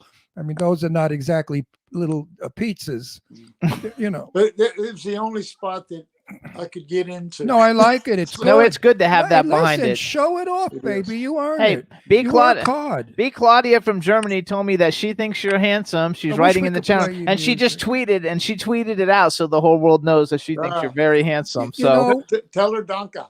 yeah, Donka, John, Yeah. we're not allowed to play music anymore. Oh, you're not. So that's why I'm sick over this, because I would love to play my favorite song of yours so Yeah. people could hear it, but we're not allowed. They kicked It's us not off. word now. Let me explain it better. Oh, than you that. do it, Jimmy. I don't So know that shit. here's the deal, because we live stream and it's on YouTube, Twitch, all these different platforms, and I noticed that some people have been able to play music, but they're not as popular as we are, so they don't have as many listeners. But like with us, YouTube We shuts have it. over 5.5 million. 5 right million. now. Not don't jump it No, up. I heard over 5. Dean said more. No, it's 5. Okay, Anyway, 5 million. we, Give him we the just money, made a Jack. billion streams. But here's the problem: is that the when you play the music now, if you actually played music, we could do it because that's okay. But if we actually played like a music video or your music and it streams onto YouTube, YouTube shuts us down because we don't have the rights for it. Whatever record label or whatever puts a Even claim. though it's your music. And they shut us down. Like we had John B on and we played his new song and we got shut down in the middle of the thing and we all got disconnected because they shut it down. So we're not allowed to play little it. by little, communism is sneaking into our country. In case you didn't notice, all of the burning of books and you're not allowed to do this and Facebook won't allow you to say that. This is like communist Russia. And it's happening. I think there was a mistake in the president they put in office, because I'm starting to think that he should be against all this stuff and let people have freedom of speech and allow us to play your music. That has nothing to do with them, though. It has to do with the record label not wanting I know to that, but if share the it. president got involved with what people care about, maybe people would care about him more. You know what I mean? Never And know. not just anyway, because we're not not just doing how that. many billions of dollars he's got and how many mansions he's got. I love when they say white people stop being so stuck up and stop being so arrogant. And I tell them, go tell that to Biden. Well, He's I got tell you, it's money, kind not of like me. it's kind of like a friend of mine, Chad Prather. He does some things on radio, and he's very outspoken. And they were giving him a fit about his Southern accent. And it's kind of like his remark was, well, I grew up in Georgia and then got to Texas where a Southern accent was the only option I had. I kind of feel the same way. When I came out, I didn't get to pick anything. I was born and go, here you go. So Wow. All that stuff to me is just. I so think what's going on is ridiculous. ridiculous. And now they're affecting music because they want to put the lid on certain music. And we are losing That our has nothing to do with us, though. no, in our but show. we're losing our freedom of choice. Okay. And I choose to put your music on today. It doesn't matter. And they have no right to tell me I Sure can't they do because it. they don't own it. He doesn't own it either when you're playing he those. wrote the goddamn Doesn't make any stuff. difference. It's his Well, the music. thing He doesn't is that understand a it. lot of it I do own, so I can have the choice to do what I want to, especially the new music, because I've got new music out right now. And that there's things that I've written, there are things that I play. So somebody can't come up and go, you can't do that. It's like I was telling one of the stories on one of the songs that I did. It was a song called Kind of Man. And I played that song one night at a songwriter on the round here in Nashville. After I played and the evening was over, this guy comes up. He was a mountain of a man. He was huge. And he said, that song, that Kind of Man song, did you write that? And I thought, boy, this is great. He remembered the song. And I said, yes, I did. And he said, well, if you ever play that song again, I'm going to hurt you. Oh, go away. Are you And I looked at serious? him and I said, well, Fuck you. remember, Sam Orber wrote that song too. So, just come after him first. That is That's so ridiculous. hilarious. But John. it's like, you get things shut down a lot. A lot of people, the Yeah, I know, world is but- what it is. John, listen. If we play your music, we don't make a nickel or a penny on it, okay? We want to play your music to thank you for coming on our show. Well, thank Now, you. I would have loved to have played your new music today to get it out there so people could hear it. It's only a thank you to you. It's pushing your song. We don't make a nickel, right? We're not making Yeah. money here. It's thanking you for coming on. I mean, why should you come on our show and make our show popular when we can't do something for your music? This is We are doing something for his music. No, we're not, because nobody can hear it. But we're gonna tell them where to go. Yeah, absolutely. Listen, years back we had a guest. Oh no, we used to and- be able and to do I would it. say to you, John, or Jimmy would say, now we're going to play your song, and 5 million people all over the world would hear it. Yeah. Okay? We're not bullshitting you about the 5 million either. So now we can't do that. And I'm frustrated. And I really think we should all get together, everyone out there listening, all 5 million of you, if you're full of shit or whatever. And I think we should write these people and tell them, MYOB. Doesn't make any Mind difference. your own business. It is their business. We're not though. making, Jimmy, if we were making money on his song, I could see them having a breakdown. What we can do is see this is what I've actually learned. Like after this show is not, if the show wasn't live, we could play your music. If we taped the show and then put it, we could play it because they would let you do it. And that way, if the show, it is stupid. and if the show generated enough views, the money would go to whoever owns the rights to it. That's who would get it. But because we're live, we can't. But let's don't waste time on that because we have more important things to talk that's about. a very important thing because I want this man It'll to never know happen. that I want to thank him for all the pleasure he's giving me listening to his music over the years. Well, I played it thank in my you for car. I listening to it. sang to it. I You sang kept to me your working. stuff. I played to it. I mean, it made me happy. So you guys, first of all, go to johnfordcoley.com. This is his website. And he's got one very cool thing about his website is that you can listen to the songs and buy the albums right off of his website. And if you buy them off his website, you know that he's making the money from it. So it's a really nice thing to do to actually buy the things off of his website. He's got a whole bunch of albums up there. One of them is his latest album, which we'll talk about in a minute. One of the ones, though, that I really liked a lot, and I listened to a bunch of music. So I've been listening to, I couldn't get your John Ford Coley album to come up on Spotify when I was trying to listen to it. So I listened to England Dan and John Ford Coley. But then on your website, you have England, the very best of England Dan and John Ford Coley. But you also have another playlist album. It's just the best of John Ford Coley of you singing all the songs, Right. and it is amazing. Like it is so good, and the fact that you have not lost your voice is amazing to me. That your voice is still Because as he clear never and beautiful. He was not a screamer. He didn't scream and wreck his vocal cords. He sang. Difference. When you're a singer and you know how to, Peggy Lee used to say the truth. Peggy Lee said this: if you sing without breathing correctly, you will ruin your vocals. Well, And yeah, and the thing is, night after night, and then, there's a lot of things too, smoking and drinking really hard.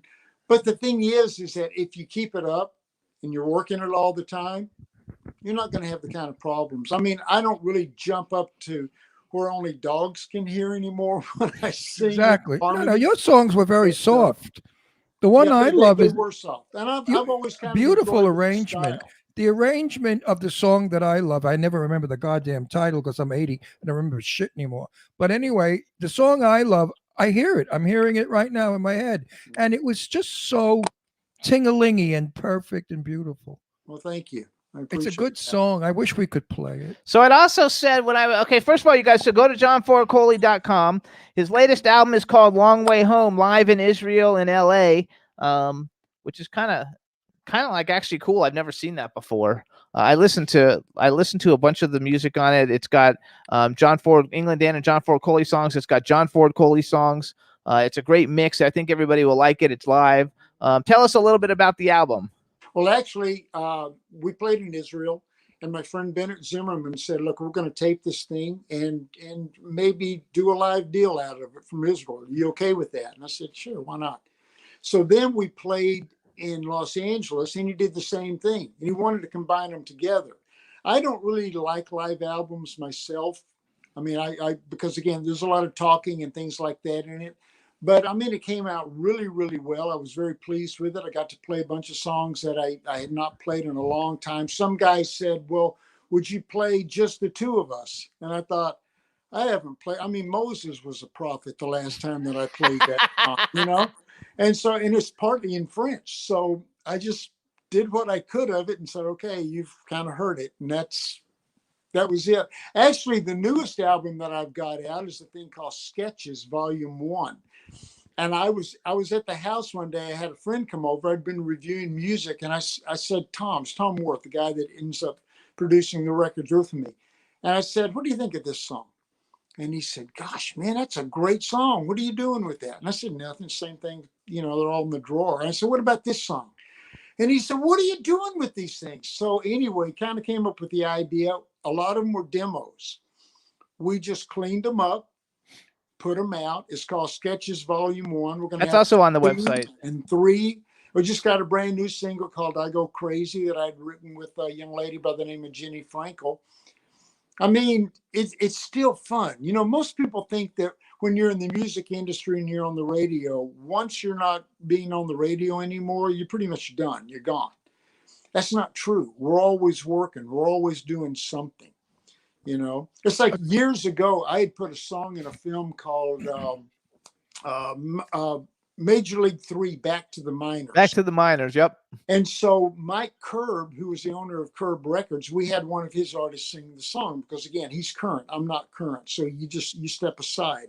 So I'm standing there talking with Mike. He doesn't know who I am, really. I don't know who he is, really. And then he said, "Well, are you still in music?"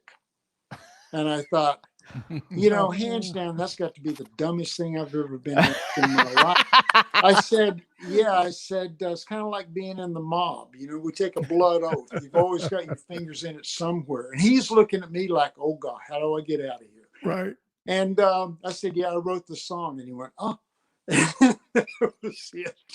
That's hilarious. So people think you're not doing anything, but you're constantly writing, coming up with ideas, doing something. Well, talking about audiences of years ago as opposed to today. Today, you go to a concert, you can't even hear the music because the people took over. The audience scream and yell, and they have no respect for the music. I was in Basin Street East with Peggy Lee, was singing. A few people started talking, and Peggy stopped singing. Yeah. And she looked at them and she said, "When you're done, I'll begin." And the room, you could hear a pin drop. And they gave her that respect. See, I wish in Nashville, we've got a lot of songwriter in the round events that go on. And so it's really frowned upon if you're talking. It's a listening room. People have come in to listen and they'll shush you.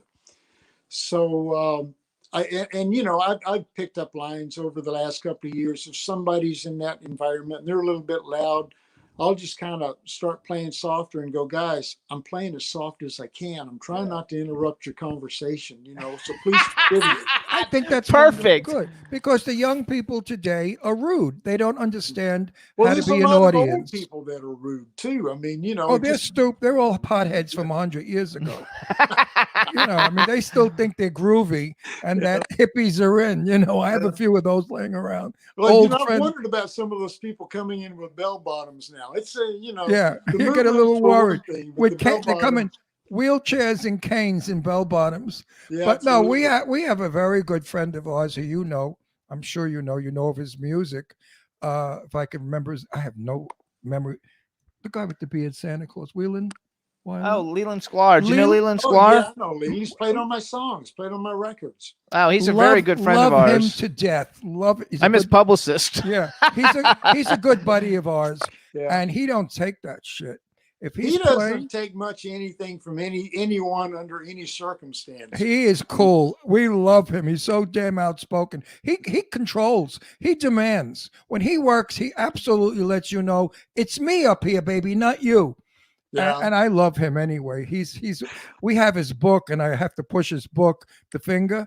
Everybody, Yeah. Oh, the yeah. whole Everybody book- loves I'm you. in that Everybody- book. Oh, are you are? really? I'm in that book. We have to Oh, look wow. for you now. Now we have to Yeah. look for you in there. He's going to put us in the next. He said we can book. go be in the next one. Yeah. So So that's good. that's we have funny. a lot of I'm friends in a that book. publicist is how I support myself. And so like I work with Leland Sklar, Kenny Aronoff, Scott Page, the saxophonist for Pink Floyd, Stephen Perkins from Jane's Addiction, CeCe Peniston. I don't know. We work with like a all lot of wonderful all people great that I'm musicians. so happy we know.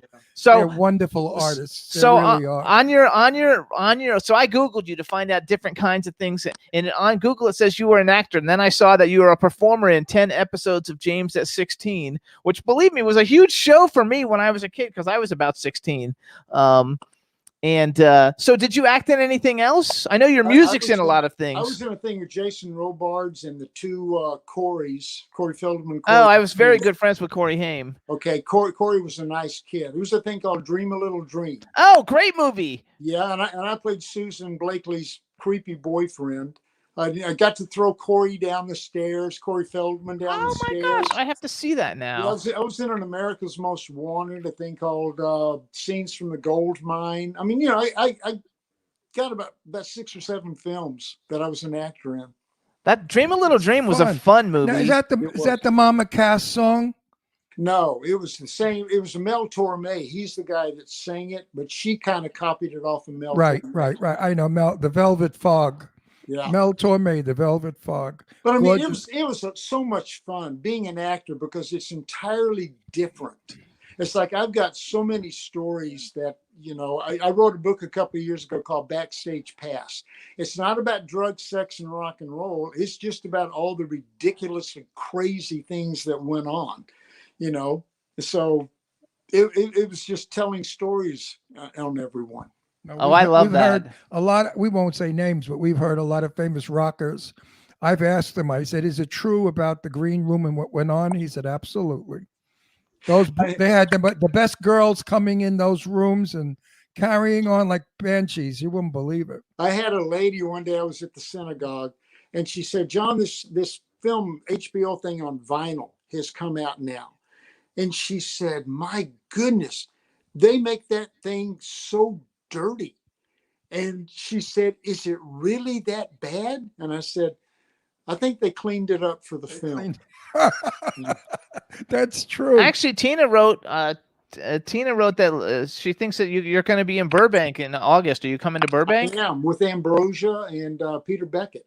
If they don't cancel it Right. again because of the No, we're going to open up. I hope the governor will open California. I actually wrote that down. I wrote down that you play with groups and artists like Ambrosia, Lou Graham, Three Dog Night, Christopher Cross, Stephen Bishop. He was on our show.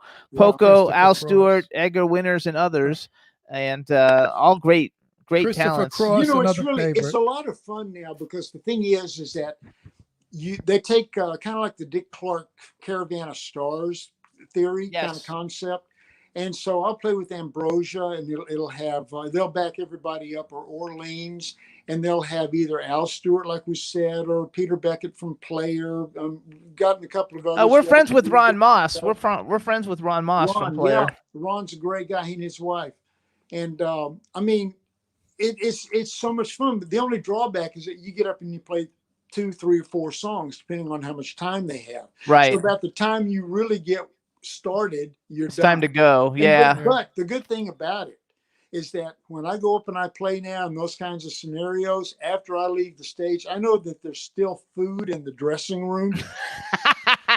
So I get to go back and eat. You know, Yeah, that part's otherwise it's all nice. gone. I think the next time I talk to Scott Page, I'm going to suggest that your gang play at the Dome in LA. Oh yeah, that's a great. It's When a it great place. The opens, Wisdom. We go every time. I mean, they have such great people performing there. Have you ever been to the Dome? I have not. Oh my God, is it an experience? We lay in lounges looking at the ceiling with Yeah. all beautiful, almost psychedelic prints What going part on. of town is that in? It's It's downtown. the Wisdom. It's called the Wisdom. The Wisdom. It's in Okay. downtown LA in the Okay. factory district near the flower district. Okay.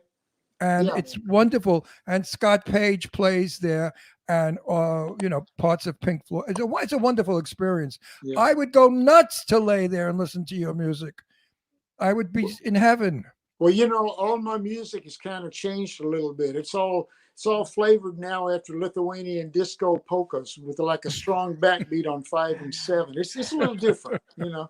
No, but I would hope that you would play some of the standards. You know, it's really interesting because I've had people that they'll take their songs that were hits and they'll change them up because again, you've played it so many times, you want something different. I didn't.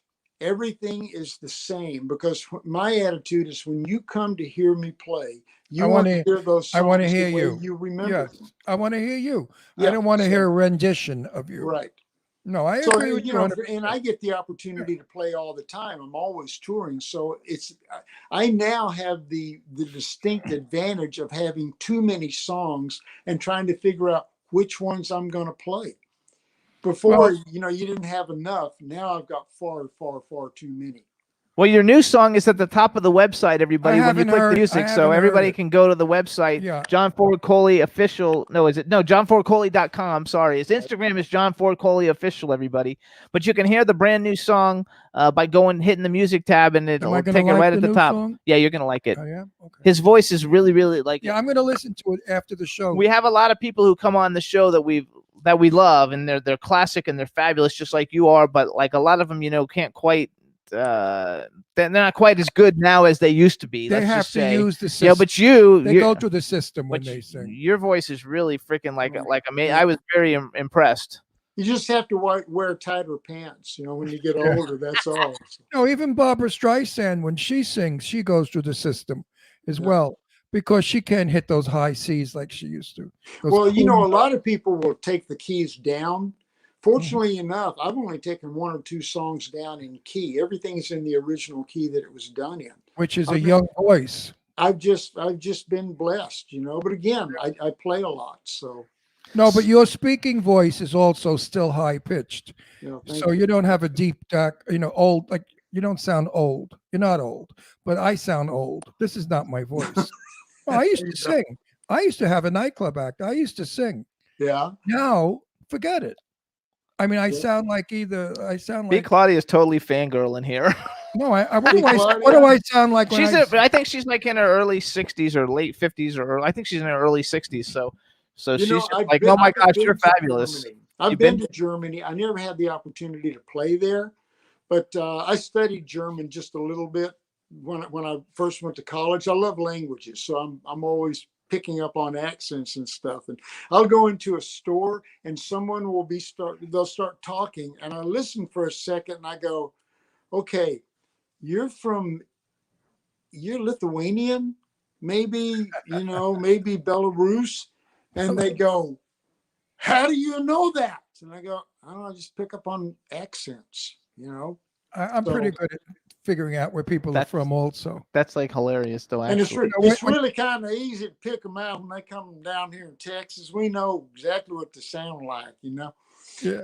So But when you're raised in New York, you have so many accents yeah, around do. you that You you do. understand. I know I could pick out I certainly can tell who's who from where. Yeah. Yeah. So you guys, some of the other places that like, because I like all these comedies. Your music, I don't know why the music's in so many comedies. I wish he had some kind of an instrument to play, But and he Dickie could play some music. For Dickie us. Roberts, former child star, he's got music in you guys. The Long Kiss Goodnight, which I think that's Gina Davis, right? Great movie. Do you play? You know how to play a guitar? Major right? League, Back to the Minors, Anchorman 2, The Legend Continues. Of course, he knows how to play guitar. Just being smart ass. Actually, he's a classically So you know how to play the guitar, right? Classically trained pianist, So why don't guitar, you grab and a guitar actor. And play me a little something? We're allowed to do that. Because I haven't been singing much recently. You don't have to sing; just play the guitar. Yeah, just give us a little bit of my favorite song, so people will know what I'm talking about. Okay, I don't play those songs. I play the piano. Just play the notes. Oh, he plays the piano. He plays the piano on those songs. He can play the just play the notes. Oh, there we go. We made him nice and big so everybody can see him. That's good, Rebel. So you remember.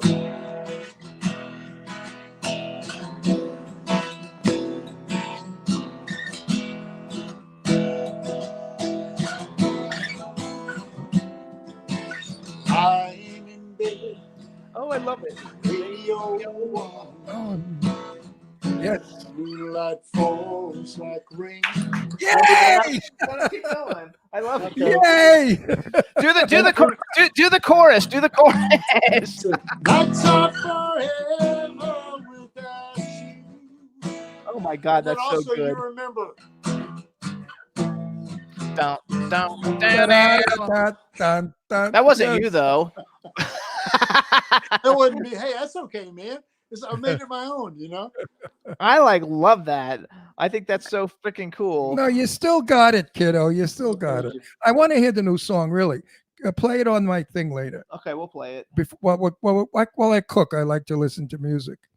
We can play it on. So while I cook, we'll listen to you. I love it. So do you have like, I'm sure like every fan has their own favorite like song, but is there like a song that you think like, which one do you have one that you like to perform the most?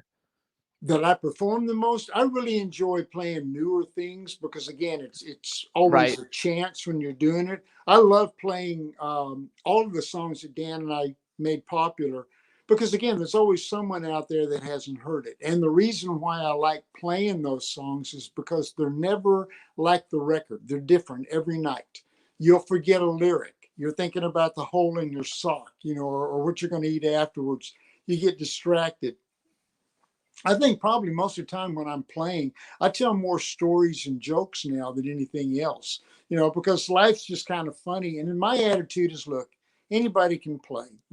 They can all play, but they don't have personality.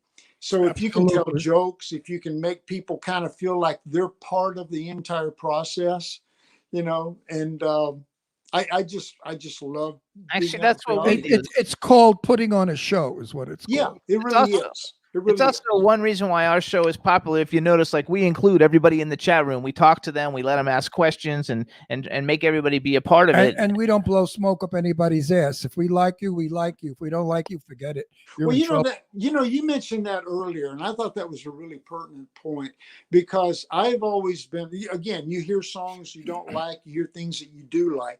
And my attitude has always been, if you like it, you're right. If you don't like it, you're right. It's a value judgment.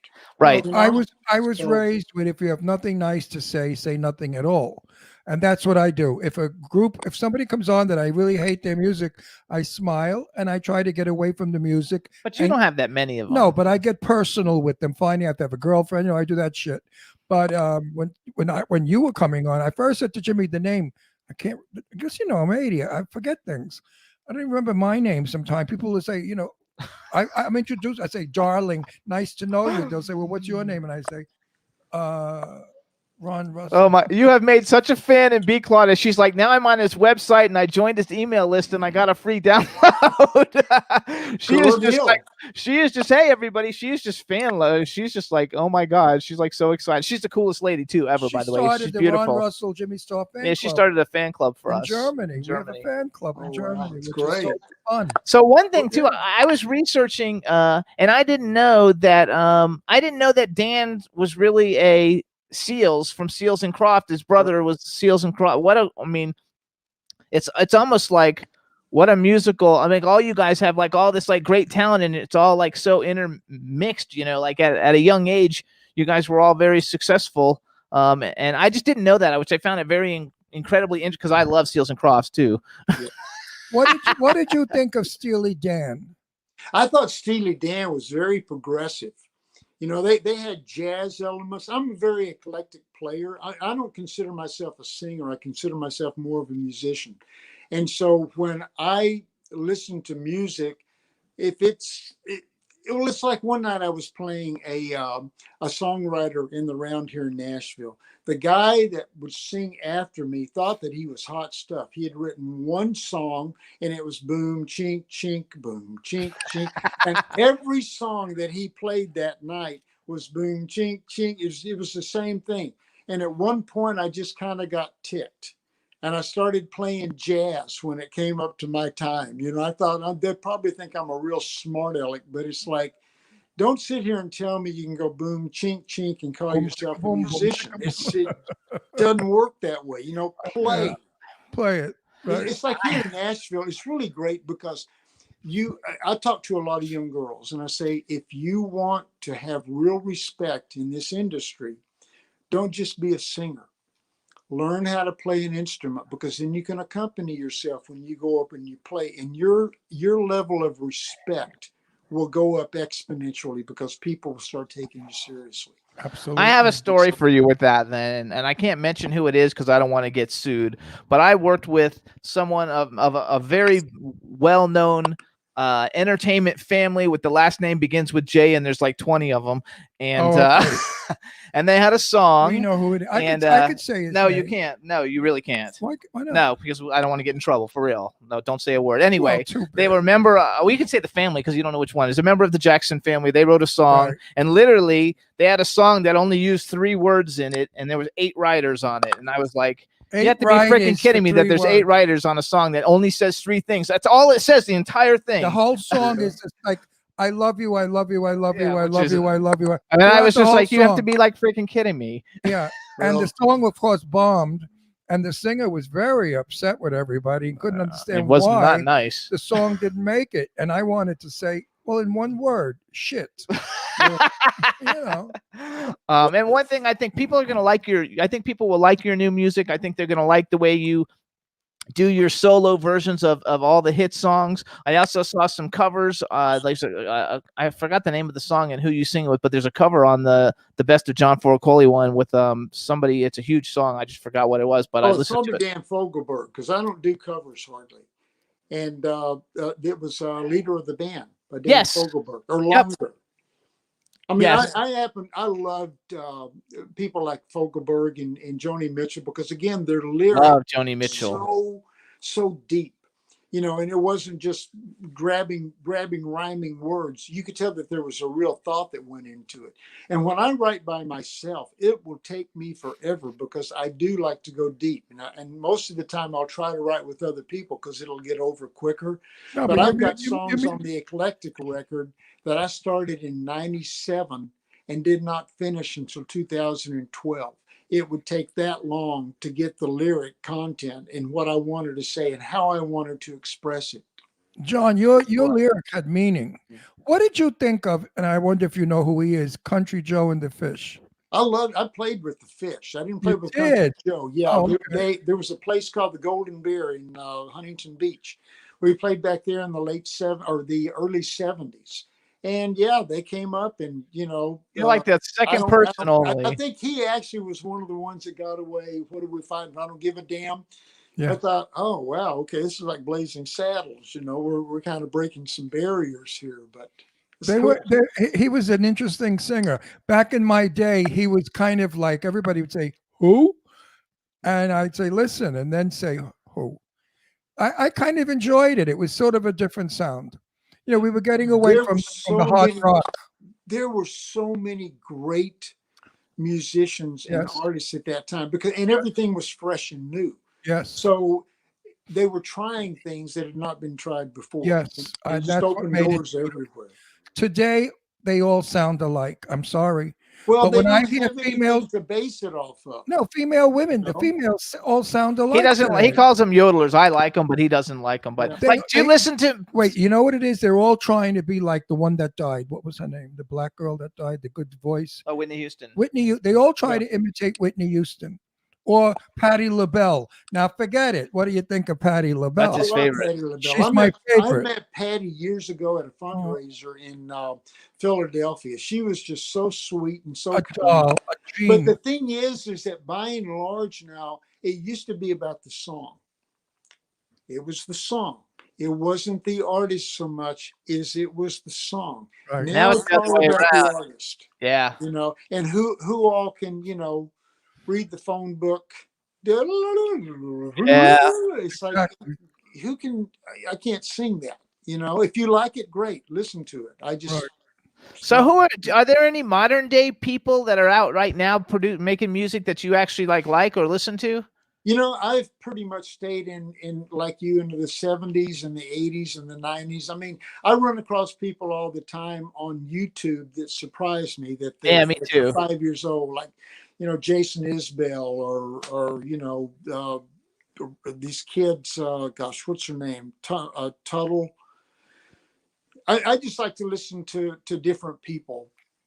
But there's no one that's really captured my imagination in the last couple of years. It's just trite and banal and okay.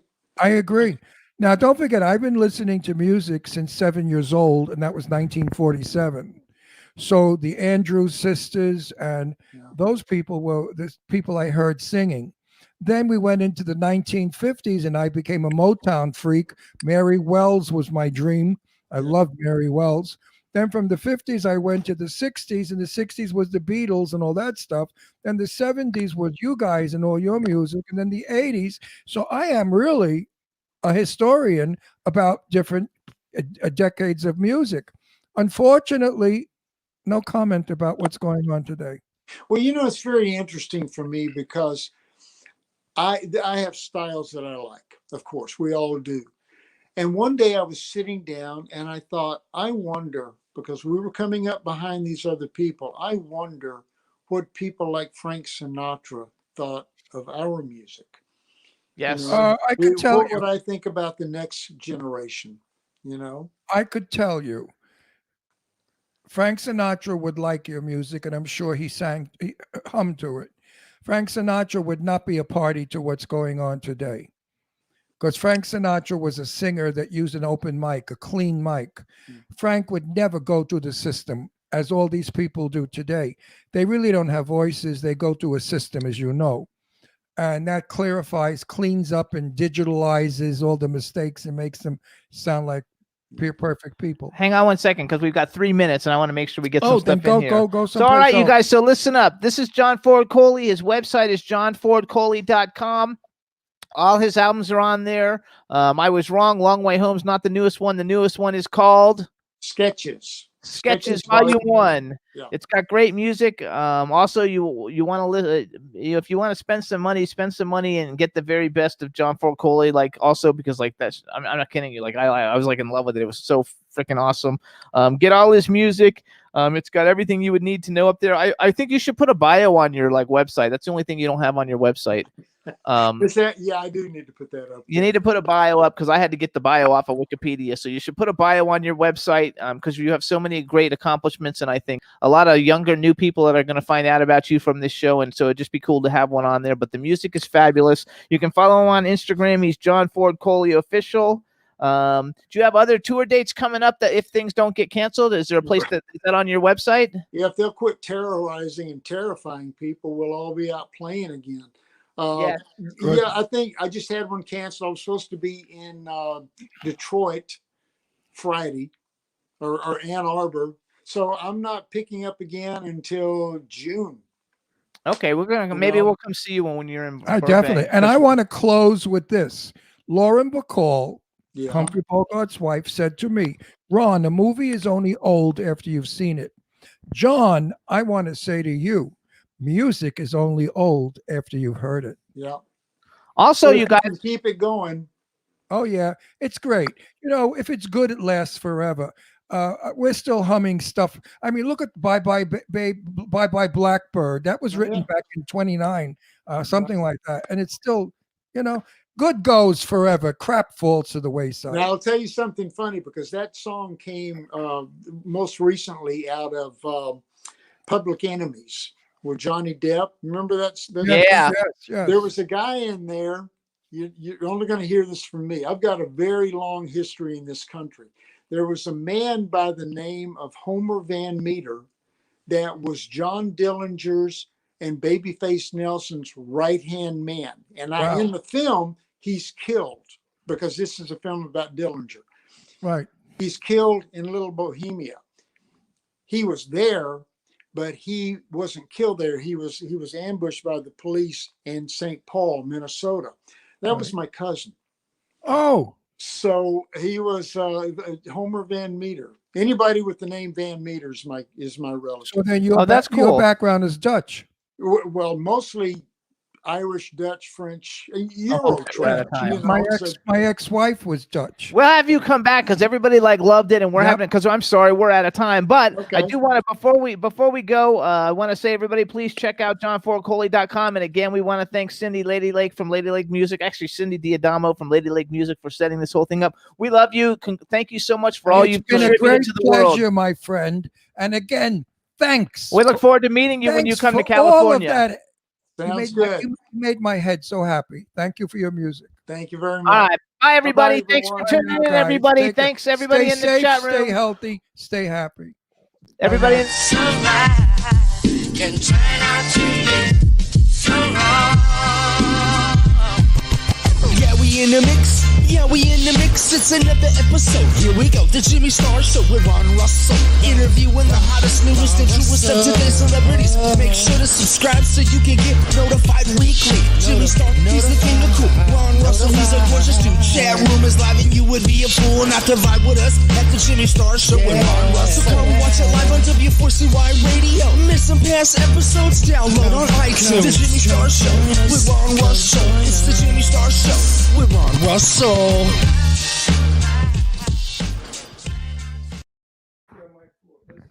you make pee-pee on my floor? Listen. Did you make potty on my floor? Did you make pee-pee on the floor?